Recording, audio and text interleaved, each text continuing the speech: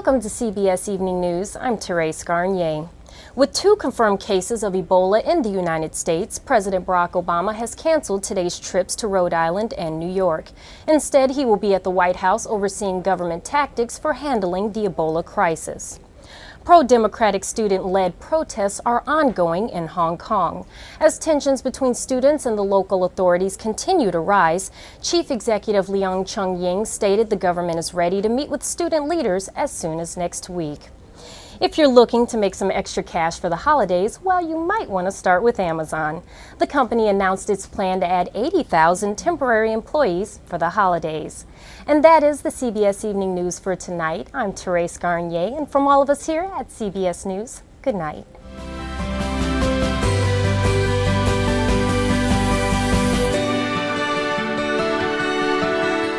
Earlier today, President Barack Obama announced a new program called It's On Us.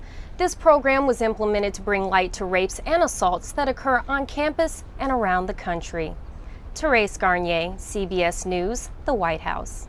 When you hear Independence Mission Schools, well, what do you think of? Let me tell you what I think of. I think of schools providing high quality, affordable, and sustainable education to children of all backgrounds and all beliefs in underserved areas. I borrowed this rifle from one of the guys on the drill team, and as you can see, it is no walk in the park. It actually takes hours of practice for them to get one movement down just right. The festivities have wrapped up in the city of brotherly love, where service members were shown love from all around. In Philadelphia, Therese Garnier. Jobs like these can take between 30 minutes to an hour, so she can transform me from looking like this to looking like this. Creepy, right? A coma, brought on by gestational diabetes. Blood clots formed in Ginger's brain, leaving her powerless to take care of Kayla and her sister.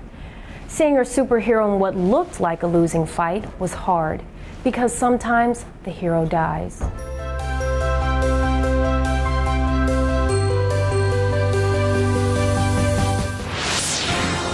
Bringing you news and information from around the Pacific Command. This is your AFN Pacific Report. Thanks for joining us on this edition of your AFN Pacific Report. I'm Senior Airman Therese Garnier.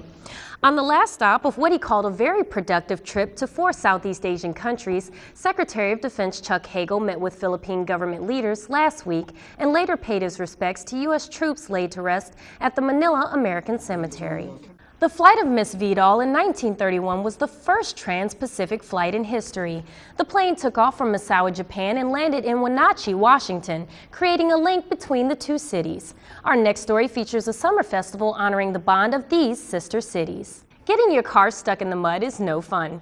And if you manage to get a giant military vehicle stuck, well, that's really going to ruin your day. This group of motor transport Marines coming up are learning how to get massive trucks out of muddy messes and save hundreds of thousands of dollars in the process.